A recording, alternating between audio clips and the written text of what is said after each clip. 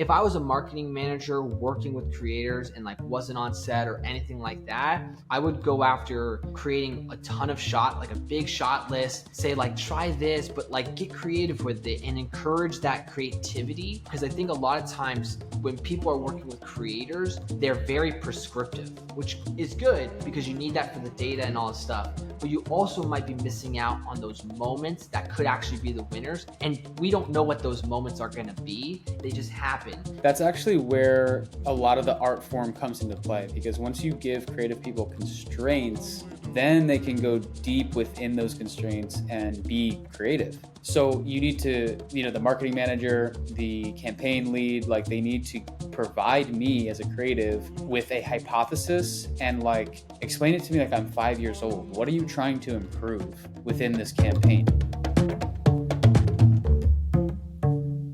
Matthew Gattozi, welcome to the pod. Thank you for jumping onto social studies. As I just mentioned, our goal with this is really to get as tactical as possible to understand like the current state of marketing in any vertical. Today, obviously, we're going to be talking a lot about creative. I'm really excited because I'm a creative, you're a creative. I think we can get really specific about what our perspective is, what our current perspective is, and how we're actually working on a daily basis with our teams to create performance creative that actually works. So you're the founder of Goodo Studios, you're a former ballet dancer. I'm sure there's a lot there. We're not going to get into the origin story, but I think what that means to me, those two things, I just think like work ethic, very high work ethic. And, it's evident on your site and anecdotally and also just working with you that you take that really seriously. Like there's not a lot of operators in the space, owner operators in the space that are willing to get their hands dirty and work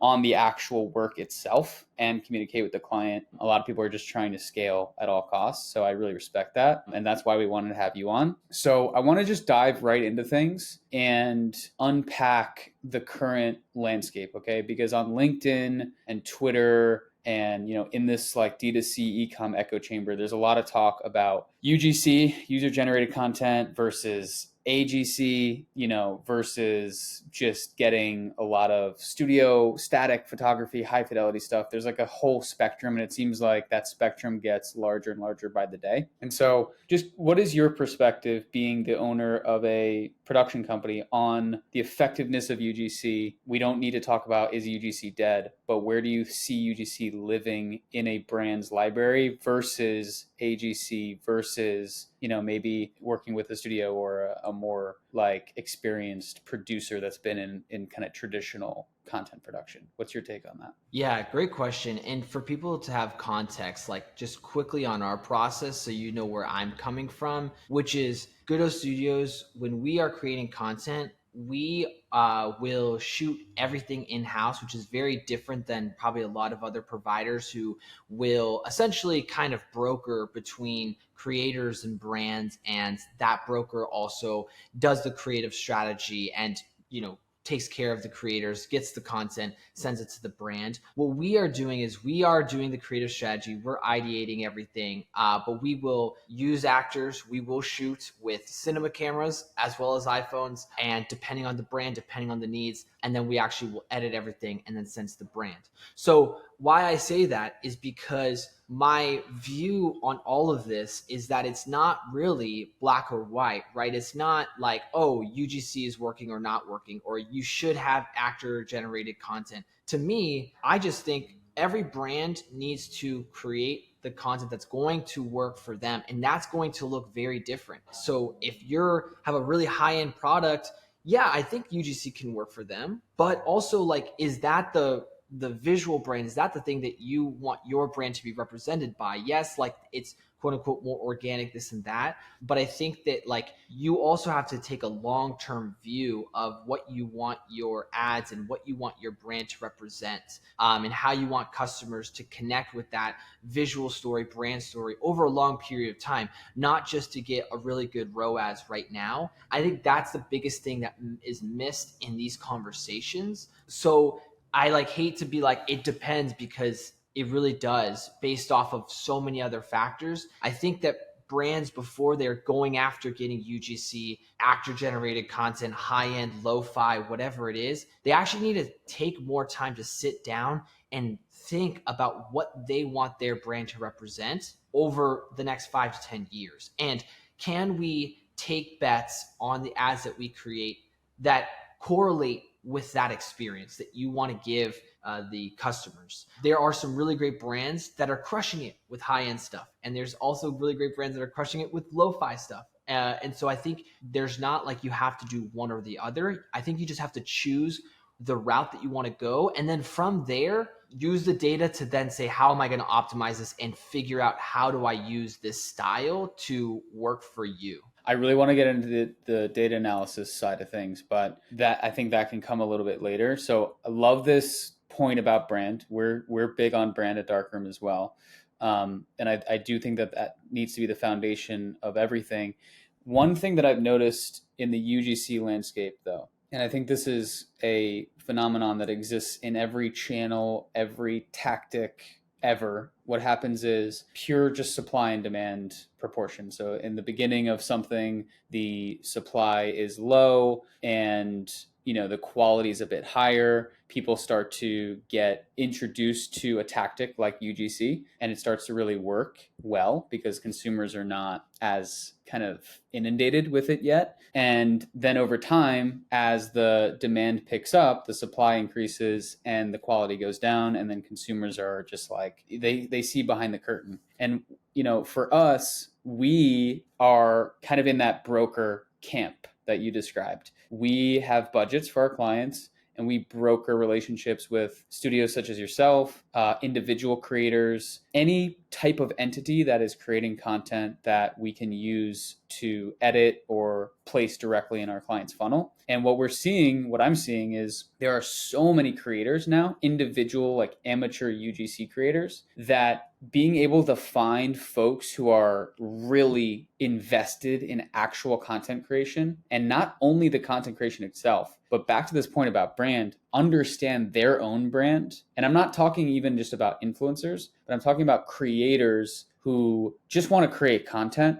but in order to do so authentically, they need to understand themselves and like what jives with them, what missions do they espouse, what is their aesthetic, and not to have like hundreds of thousands of followers, but just to be able to create content authentically and well. Finding those cohort of people is becoming harder and harder and harder, and the price for UGC is increasing. And so like sometimes there'll be a creator that's requiring, $1,500, $1,000 for, 10 pieces of content. And frankly, the content is like something that anyone could do. And I'm just going to put a blanket statement on it. You know what I mean? And it's Absolutely. like, why would we spend our client's budget on that? It doesn't make any sense. And so what I'm seeing from you, because you've kind of put some content up that's like BTS behind the scenes of like how we're actually producing this, which I think is really awesome and smart. What I'm seeing from you is like a very thorough commitment to hooks and storyboards and angles and like getting very prescriptive with it. Whereas there's this other camp of like, let's just throw a bunch of dollars into the UGC system and let's just see what we get back, because these creators, they know what they're doing. And so I'm starting to see that become less and less true. And I'm starting to see what you're doing with very prescriptive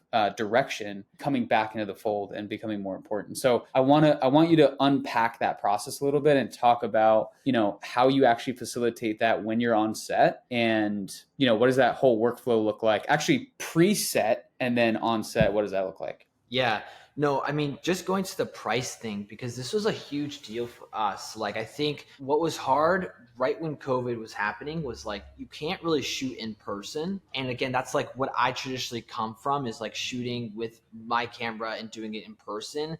And so like where like you could send products to a creator, you could direct them and all this stuff, like that's kind of actually what we were doing for a bit. But what we found was that it took a lot longer, kind of frustrated with like, you kind of only got like what the finished edit was. Like you didn't get a bunch of videos, you didn't get a lot of choice. Like raw assets. Yeah, raw assets. But like even when people do give raw assets and you pay a an extra fee for that, they tend to be very underwhelming because they're not coming from a shooting background. Like if I shoot something, I'm going to shoot it in 5 different angles, maybe multiple times. So we have like for 30 seconds, we're going to have 20 minutes of footage. Like nobody's doing that, right? So like I just felt like there was a lot there that we needed to shift. And so we really were like, well, we could do work with actors and shoot everything. We'll have complete control of all the videos and also complete control of how they said it. Like I'm literally behind the camera saying, say that again, finish that sentence with a note up, right? Like we get super specific that like most people aren't even thinking about these things. And so I think that is like really important to understand is like we wanted the most control. Now doing this is very hard. Like we are making content on hard mode and like you got to really commit to it. And sometimes I'm like, geez, like this is hard. I'd rather just be a project manager of some creators sometimes. But what we do is we first do the creative strategy. Now, when people say creative strategy, they say hooks, angles. That's like the tip of the iceberg. Creative strategy is truly understanding who is your customer and why do they buy. Creative strategy did not just get created in the last 2 years. This has been done by some of the greatest people, Claude Hopkins, David Ogilvy, Jared Zaltman, who's like from Harvard Business School, who's written a lot about metaphors and things like this, and who's done a ton of like with like customer research and understanding how that all comes together. So like look back at the advertising giants. They've done a lot of this stuff, right? So we try to take we've created a process where we try to dig deep into some of the data that we have already to come up with what we think would be like a roadmap of, hey, we think these are the avenues that we should try. We're not going to try everything right away, but like we're going to try that. Then from there, we actually build out hooks, angles, and we just go crazy. Like I will sometimes just in a notebook, just start writing down hooks, like get like maybe 30, 100, like just to get like 2 really good hooks. Then from there, we actually write out the script and then we build out all the visuals. We do this all on Milanote. It's like kind of a storyboard like software, like line by line. This is what we're going to do. We'll have reference videos. We have reference shots. Then we have it all prescribed. We get the actors, we rent the spaces, like an actual home. That home will look what like the ideal customer will look like and live in and things like that. So it should feel very native. Then we actually go on set. The people are already prepped with the scripts and the visuals. Then we shoot everything. So we tend to shoot with our, high-end, camera to get a lot of the B-roll. And then we will shoot a lot of the, voiceover and like talking to the camera, like on an iPhone, like we have it mic'd up and we'll just have the person like naturally just like talk to the phone. And then from there, we take all of that footage and then our editors take it and then edit it all up. And that's how we do it. And that seems like a lot, but we do get it down really quickly because we have a process when we've done it like a lot, but like we also are not waiting on other people. And I think that's the hardest thing is like when you're working with creators, there's so much variance. You have no idea like what one person is going to do the next person. And so we really try to keep everything as much in-house to keep it really tight in terms of timeline. I want to kind of go into each of the different parts of your process that you just mentioned a little bit deeper. I just want to say it's funny that you're like, this sounds like a lot. To me, you're basically running a really lean, efficient skeleton production crew. I mean, this is what like commercial production has been for decades, back in the days of those advertising giants that you just mentioned. So it's just kind of funny that we've gotten to a place where that may seem like a lot to a lot of people. Because to me, it sounds very efficient. What's interesting is what you just described. You've got an editor, you've got someone filming, you've got multiple people briefing out the actual outlines, doing the creative strategy, all these things. I just want to put this in perspective for anybody listening that runs a brand or is trying to get net new assets via UGC. If you're giving money to an individual content creator, you're expecting them to have done all of that themselves. So you have to ask yourself, is the person that I'm hiring going to direct themselves in the best possible way? Are they going to, create the hooks and the storyboards and the outlines and the scripts? Are they going to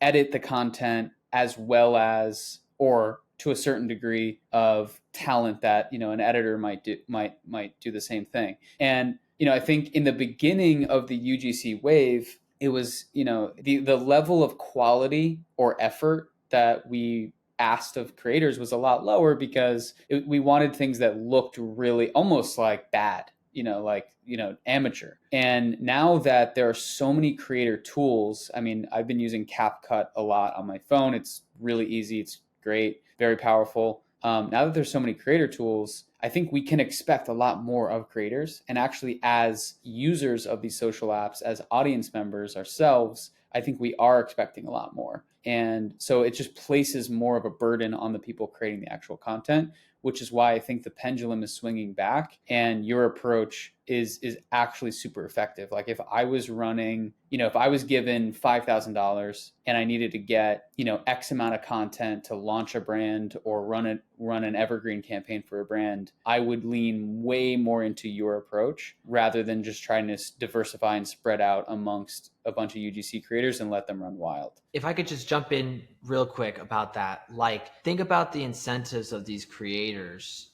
Their incentive is how can we get this done as fast as possible? Because let's say they didn't charge you that much. They don't want to reshoot. They don't want to do any of that stuff because that eats into what their margin is, right? And that's also predicated on that they can script, that they understand marketing, that they understand all those things. There are some really amazing creators, so I'm not going to say all of those people aren't, but I will say that there's a vast majority of people who have just gotten into it recently and don't really understand how these things really connect between the actual ads that they create and the ad account and the business function and things like that. And so what might happen is actually you as a brand or you as an agency owner actually are the ones spending the time, writing the briefs and doing all that. So think about this, what's your hourly rate?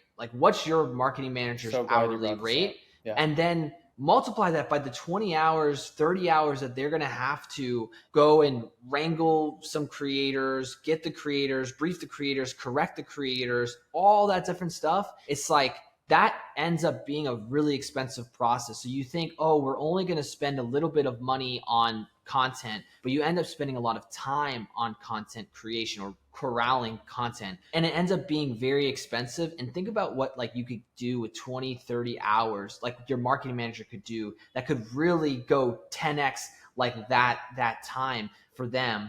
And I think a lot of people aren't thinking that. They just see content as very much a line item, but there's a lot of hidden costs that go into it that people are missing. And there's not enough creators out there right now that have enough education to take over the briefing and all that stuff for the marketing manager. Some of them can, but not all of them. Most of them cannot.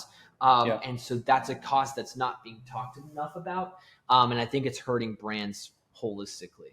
For sure. There are a lot of great creators. You just have to mine for them, to your point. And I'm so glad you brought up the hourly rate thing. I just want to say this because this is something that we talk about internally on our team is, if let's say you got, I'll just keep it simple, 5 assets from a UGC creator and they're just selfies on an iPhone in their kitchen, not many transitions, just maybe 20 seconds, 30 seconds per clip. And you paid that person, $500 to $1,000, maybe more. If you kind of just reverse engineer it, it's okay, maybe this took them 2, maybe 3 hours to do. And I actually think that's pretty generous. If it takes them longer than that, then that's a little, that just speaks to their kind of lack of efficiency. That means that they're getting paid hundreds of dollars per hour. So what is their hourly rate? So I think just looking at it in terms of that it's very interesting. And you can quickly start to see oh, wow, maybe this isn't as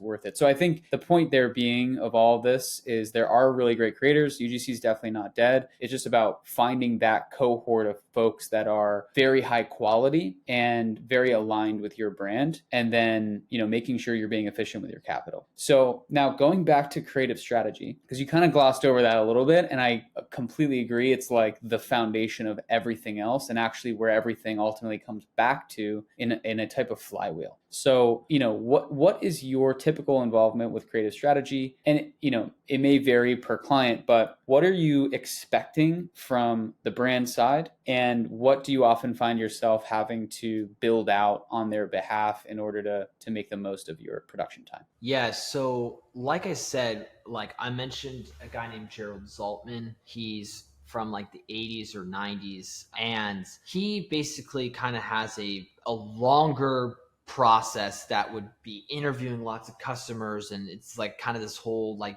visual thing. But essentially his core thesis, which is like known fact, which is that 95% of human thought is subconscious. And the subconscious thinks in images and emotions, not in language. And so a lot of times people are thinking about what are the product values, and like that's why somebody's buying. Maybe, but most likely there's a lot of deeper things that are not there. So we actually do a whole like process to kind of try to uncover, what are the motivations, or how would we show visually the product and how it would connect with the customer. So our process is kind of based off of Zaltman's. It's just like the shortened version to do this in a quick environment, because our world works a lot faster than advertisement did in the 80s and 90s. And so what we do is there's like 7 core like metaphors. We like to call them reference points. And we basically try to figure out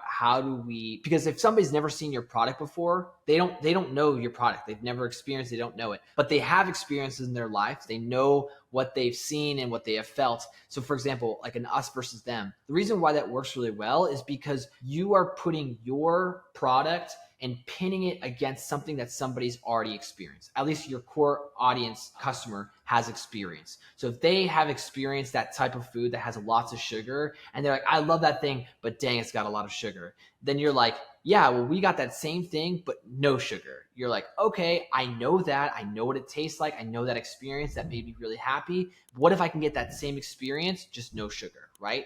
So there's 7 metaphors that we go after, and we try to figure out which ones we want to use for that brand. That gives us kind of like a roadmap of like, okay, there's a lot here, but like maybe we pick 3 or 4. Then we'll actually go into, okay, now we're going to come up with video concepts or graphic concepts for like each one of those, aspects that we want to test. So those should be kind of like very net different ideas, net new ideas. So if there's 4 videos that we're producing, we are going to like try and get 4 completely very different angles. They could be going after 2 different cohorts of customers. It could be, very different ideas. And then now, are these, sorry to cut you off. No, you're fine. Are you specifically just talking about angles, or are you also talking about like style of creative, like whether that's like a meme type of thing, or you know what I mean, like a template of a type of creative? Is it both? Kind of, yeah, because the metaphors help us understand, like, for example, one of the metaphors or reference points is transformation. So it's the change between state A to state B. So that's really like before and after, right? So we might want to show visually before and afters, as well as talking about before and afters, right? Which would be very different than talking about a journey. A journey would be showing the progress in between state A and state B. So our reference points, the things that help us understand why the customer might buy, also helps us understand the visuals that we will have. Now, what you're saying is kind of interesting, or asking, which is like, oh, don't you have like these like templated things of like, we're going to do this and we're just going to plug all that in? Yes and no, because we want things to be original. I think that's like what makes us different, is that when you're working with Goodo Studios, we want the content to be original. Why? Because everybody is doing very similar stuff. And like, even if you have competitors, you want your brand to stand out. You need to be unique. If you're not unique, then how are you any different? Like, how are you going to be standing out in the newsfeed, things like that? So we are here to take big swings, to do something that may not have been done, may be different. Now, it's based off of very core themes and visuals that people have and can recognize, right? So before and after, there's nothing crazy about that. We see that all the time. We've seen that for decades of showing off an advertisement. We're just going to try and do that uniquely to that brand. So we don't have like formats or templates that are like perfectly like, we're just going to plug in your core values into this template. But we have those metaphors as like the reference points for us to say, okay, this is how we're going to like start going. And then we'll fit the angle or the subject matter of like the copy and the script and the visuals into a format. Now, I think over time, the goal is to find what are those core formats that work for that brand, and then start to continue to like exponentially grow that and like continue to tweak that. So I think how we work with brands at the beginning versus, 3-6 months down the road is kind of different. And it really comes down to figuring out what formats are working for them. Yep. I don't know at the beginning. So that's why we come up with lots of different ideas. We decide, hey, these are the avenues we're going to take. If they don't work, then we'll take these avenues, and we'll just keep going down the list. And we'll, as we get data back, we'll start to like hone in on what's going to work or not work. Okay. I want to come back to how to exponentially grow the performance of the creative over time. That's something I'm hyper fixated on right now in our own business. But before we get to that, I just have to ask about like being on set. You mentioned a lot of different things that you're doing, which are really interesting. You're shooting on iPhone, you're shooting on more, DSLR, high fidelity cameras. You are directing the actors to say things and have a certain type of inflection. Are there any other tips or tricks that, let's say, a marketing manager could actually employ, whether they're using a UGC creator or using actors or using studios such as yourself, that you found really helpful on set specifically? Or just talk about that, because you're on set a lot. I'm sure you have a lot of insights about how to make the most of that. Yeah, I think like what you plan doesn't always go as planned. And I think that's kind of part of the beauty. Like, I think we forget that this is an art. Like, I think that's the funny thing is like, yeah, we're in business, but this is still an art, and there's so much to play with. And I think that's like the most beautiful thing. I think you've got to let creators create. And I've thought a lot about how do you build a culture, like for me internally, like how do you build a place that's for creators, not for managers, right? And I think Shopify has recently been taking away internal meetings because they've been talking about this idea of like, companies are built for managers, not builders, and they want to have builders. And I say all of that because there is so much that can happen on set in a good way that you can just on the spot be like, oh, let's grab this. Or like you see this shot and it just happens and you're like, let's get this shot, or like, let's do this. Or something doesn't work as planned and you're like, okay, let's rework this. Let's do something a little bit different. And so it's kind of like the je ne sais quoi of production, but like that's like where I think the magic could really happen. Like an accident happens, but we're recording, and then it ends up being this cute moment. Like, for example, somebody's like trying to like toss popcorn in the air and catch it in their mouth. All of a sudden, like it hits their head, they laugh, we're recording. Like you would have wanted that perfect shot because you're like, oh, isn't that cool? Like, it's just like they're tossing it, they're eating it. They're like, oh, this popcorn's amazing. But then you also have this like, oh, I didn't hit it, people are laughing, and all of a sudden that clip is like a moneymaker. How do you plan that? I have no idea. It just happens. And so if I was a marketing manager working with creators and like wasn't on set or anything like that, I would go after, creating a ton of like a big shot list, say like, try this, but like get creative with it and encourage that creativity. Because I think a lot of times when people are working with creators, they're very prescriptive, which is good because you need that for the data and all this stuff. But you also might be missing out on those moments that could actually be the winners. And we don't know what those moments are going to be. They just happen.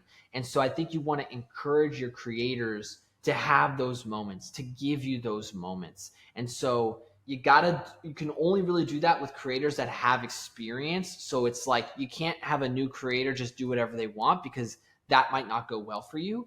But like the creators that are experienced, that you look at their portfolio, do they have good work or not? Yes or no? If they do, then that's where you might be able to say, hey, this is what we want, but we'd love for you to get creative, like add a few extra shots in, see what happens. And like, don't get in the way of what you think is good, because that's one perspective. Like, let other people's ideas, come out. And if you're working with creators that are your ideal customer, then that's even better, because they should be creating the stuff that they want to see as a customer too. And sometimes we're really closed in because we see the data, we see the content, but sometimes people from the outside can really be helpful. 100%. Super well said. I don't have anything to add to that. What I want to do is take the majority of the 15 minutes we have left and actually go phase by phase how you would approach working with a brand over time. So let me lay the brief out. You mentioned this popcorn brand. So let's stick in that category. And so we got a new popcorn brand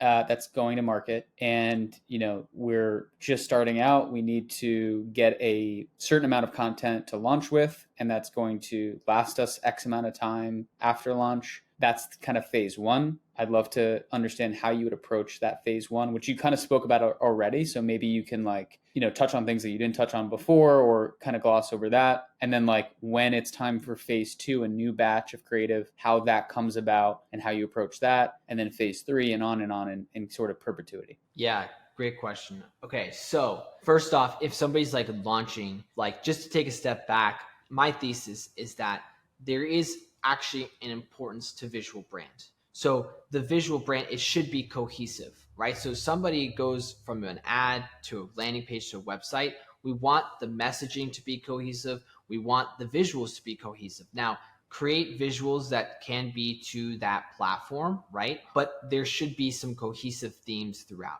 I say that because if we are going to market with a new brand, I first actually look at the website. Where are we sending people to the website? Because we need to have product photos, product videos, things of that nature, right?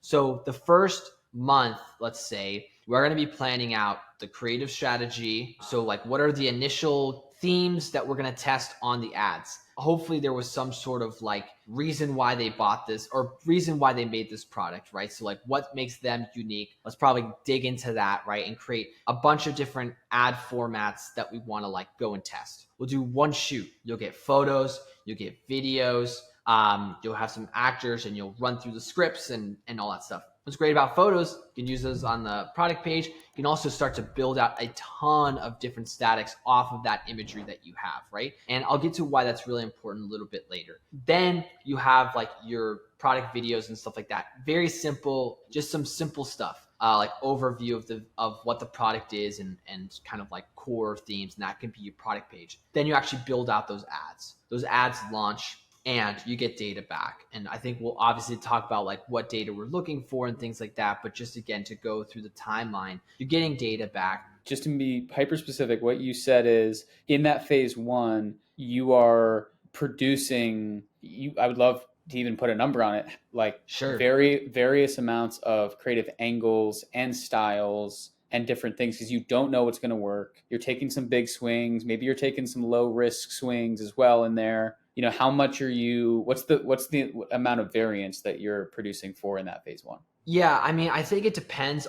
Everything always comes down to budget, right? So where the brand is in terms of spend, because if you think about it, you can make a ton of assets, but if you don't have enough ad spend, to where you can get some statistical significance back, then you're kind of doing yourself a disservice. To me, what I think is you got to start. I personally am in the camp of starting smaller and having more focus on a few items. At the bare minimum, do 3 very different angles, right? 3 very different angles. Focus on having a variation of the hooks or some sort of element in that angle. So let's say you do 2 to 3 hooks, but at the same angle, right? So you have 9 videos. So 3 times 3 is 9, right? Just start there, right? Because if you start to do too many different things at the beginning, it's there's a lot going on. You're really just trying to figure out what's your core messaging, right? You will figure out over time the visuals and how that all comes together in optimization, but you really just need to know what's the one thing or a few things that if we say this, we get sales. That's what we need to find that correlation of. And it's kind of hard to figure that out right away. So I would say start small so you don't blow through budget. And then you can, again, take that long-term view of your content creation as well as your spend. So that's like month one, right? Let's say you toss out 9 videos and let's say like 5 graphics, whatever. What's great about graphics, the power of graphics, is that you can actually be testing a ton of headlines at low cost. Why is this important? Because you could be testing out angles and hooks and all that stuff very quickly at a low cost. So instead of you having to be like, is this video going to work? You can actually get some data back and say, well, this headline really worked, and what was being said in this static really worked. Therefore, if we made a video version of this, then maybe that video has a better chance of working, and we actually can like start to flesh out a static into a longer form piece of content. And that's what we would look to do in month like 2 and 3 is how are we testing lots of different angles and scripts and hooks and headlines all through statics, as well as kind of perfecting or iterating off of the videos that we already have. Then as budgets scale and things are going well, then yeah, you can start to populate net new ads and net new angles. I think it's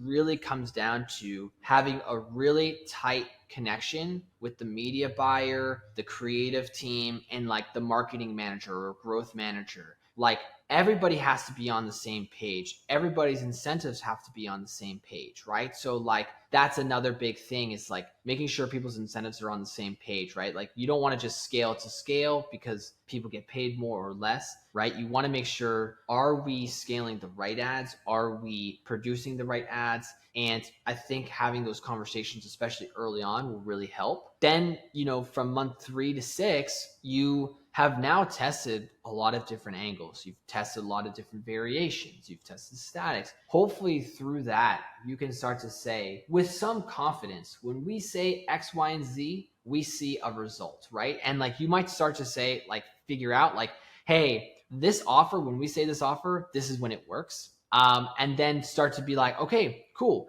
Now we're going to try and say this one thing, the same thing, 5 different ways. And then you start to get really into the nitty gritty of optimization because you've already found product market fit, message fit, market fit, whatever I don't know what you want to call that, but all like the fits. All the fits, right? Like once you start to get like okay, we've kind of got this. Now, how do we say this like many different times? That's the hardest thing actually, because as a creative, you want to do something new and different, but you gotta like stick to like what's working and just keep going again and again. That's actually where I think a lot of the art form comes into play, because once you give creative people constraints, then they can go deep within those constraints and be creative. There's obviously like a proclivity as a creative to want to go blue sky and just do whatever comes to your head. But, at the end of the day, it's a business, there's data that we need to rely on. And so I think a lot of our creative people on our team actually yearn for those constraints. It's like, I want to do something that I know is going to have measurable impact. So you need to, the marketing manager, the campaign lead, like they need to provide me as a creative with a hypothesis and like explain it to me like I'm 5 years old. What are you trying to improve within this campaign? Are you trying to your point, see if this hook works better to increase thumb stop rate? Are we trying to look for higher ROAS to see if the ad actually is good at selling the product and convincing people to actually buy the product? It's not just engaging. Explain it to me like I'm 5 years old, and then I can go really deep and be really creative. But there is a time and place for big swings even further down as you get to phase 3, 4, 5, whatever, 6 months, 9, 12 months, even beyond that. And so what is your perspective on, let's say you're working with a brand for 12 months or more, and you've gone through multiple cycles and you're getting really granular and you're running all these tests. When do you feel, or what are the subjective sort of factors that come into like kind of a confluence where you're like, you know what, I think it's time that we try something at a left field and we go big and see what happens? Yeah, I mean, it goes back to my like, again, kind of like, I don't know if it's a core thesis, but I just feel like you need to be original. You got to stand out, and you're not going to stand out by constantly iterating off of frame by frame, like going one frame at a time.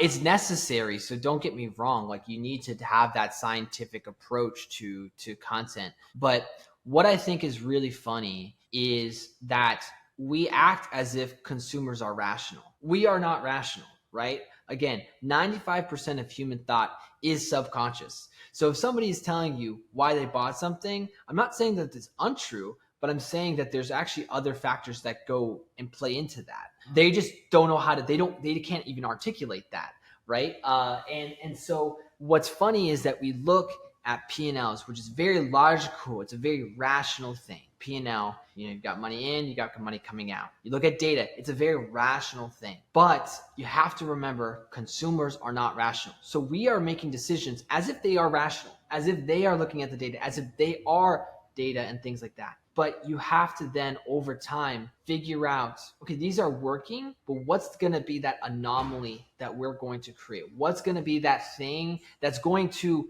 break the rules? Because anytime any successful company has broken the rules, no successful company did the same playbook. They always had something and they tweaked it. They did something a little bit different. Our goal when we work with clients is to figure out, okay, what's the 80-20, right? Well, we'll do the stuff that we know is going to work, that's going to like get you that consistent growth. But then we want to find what's that moment that we can decide and say, you know what, we're going to do something that's really crazy. We don't know if it's going to work, but if it works, it's going to be awesome. If it doesn't, then okay, we'll just get back to the playing board, right? Like, but you got to take those bets. And I think you got to remember that people are rational. So you also have to spice things up in an ad account, in a campaign. And I think, it really, again, always depends on growth and size of company and who can take those bets. So if you're a smaller company, maybe a more original bet is going to be a bit smaller, and that's okay. But you got to like test the waters, because if you're not pushing the boundaries, you don't know what you're missing. You don't know like that new cohort of customers that could be flooding in who's craving your product, because you're just trying to do the same thing over and over again. And so I think you just got to go for some of those irrational bets, because humans are irrational too. Yeah, it's like I liken it to developing product. You have to, there's like these two forces that are always working in parallel. You have the incremental, month over month, quarter over quarter updates that keep you chugging along and making sure you're hitting numbers and listening to customers. And then you've got the innovation cycles, and you need to have either people or a culture that fosters those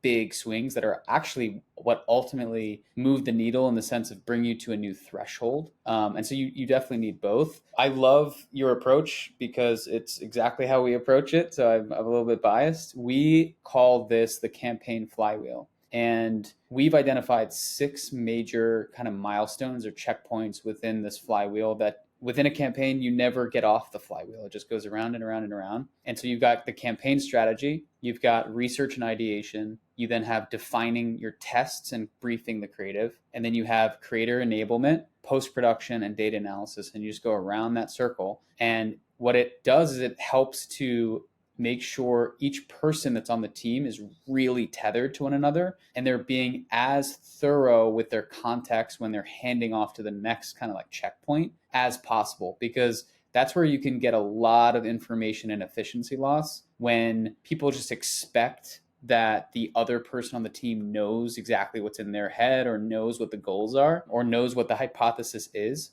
And that's like a huge blind spot. So, that's totally how we train our teams. And I think the thing that we're trying to figure out, which is that art form, is like when to introduce those big swings, those innovations to the creative, if you will. And I think that does really need to come from, the campaign leader who's like, okay, we have this amount of budget. I can hedge my bet in this way to make sure we're doing the things that we are very confident of and we have a high kind of confidence score of. And then, we can allocate some of this budget. And if we burn this entire portion of the budget, it won't be the end of the world. So yeah, I love your perspective on that. And I think more brands need to adopt this. Like it's a necessity because otherwise they're just going to hit plateaus. And I've seen it time and time again. We love looking at brands that are quote unquote crushing it. And there's kind of like a darling list of brands that people always kind of refer back to.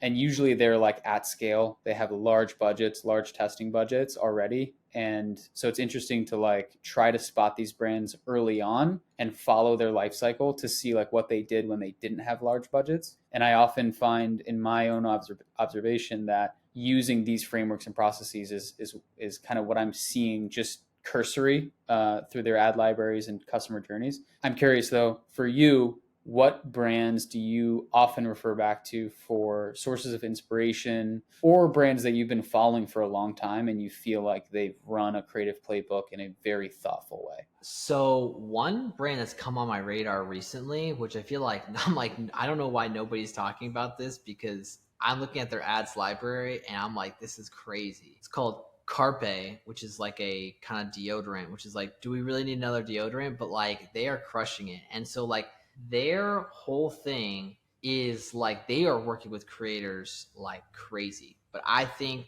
that I've talked to one of the creators that's worked with them, and I'm like, how are they doing this? And basically they've got this like their system is tight. So if you like want to work with creators, do it this way, because they are very scientific and they are efficient. But they will have like a bet, right? They'll take a bet on an angle or an idea, and if it works, then they'll get 4 other creators to create that same exact video script, almost shot like things, and then they'll toss that in there. And so they basically are like finding a winning angle or like video type, and then they'll have like almost 4 or 5 different creators do it. So you have the diversity of faces and customers, but like they're saying the same thing and doing and showing the same thing. And I think that's like fascinating to like see, like you start to not test just language and shots, you're testing people like visually, like who, like what people look like. So I think that's really interesting, and I think they've done a really great job. And I'm sure that there's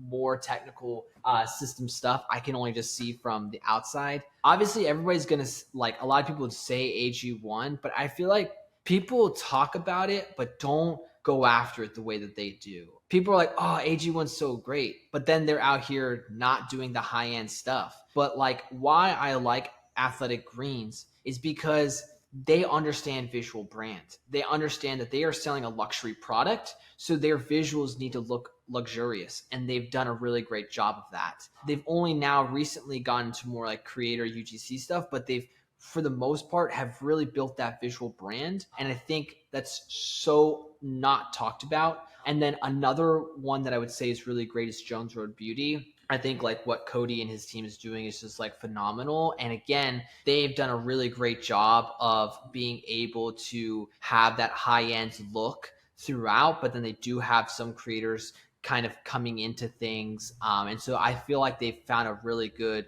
like blend that I really love. They also have a phenomenal founder and somebody of interest. And I think if you, even if you didn't know who Bobby was, you could still look at her as a founder and say, you could have founders on camera talking about the product, educating about the product, and then having a bunch of amazing B-roll. So even high-end looks, aside, or famous founder aside, her as a founder on camera is really, really great. And I'd love to see like more brands do that. She started like even like less fancy on camera. So like when she was creating videos originally, it was actually a lot lower fi. So again, I really respect that she as a founder was on camera. And I definitely suggest before you go out and hire people, try and shoot content yourself. You'll learn a lot really quickly, but then it will also help you figure out who you need to hire and how you would like hire the right person for your brand or agency. That's a great piece of advice, especially starting out lowest budget method possible. And to your point, you learn a ton through the act, and then after you kind of get that data back. Matthew, excellent convo. I think this is a perfect place to end it, and I'm sure we'll chat again. Thank you for coming on the pod. Your insights are invaluable in an area where we both know creative is, in my opinion, the topmost lever outside of product in inspiring and enabling growth and reducing things like CAC, increasing things like LTV, et cetera. So thank you for coming on. Really appreciate it. Thanks for having me.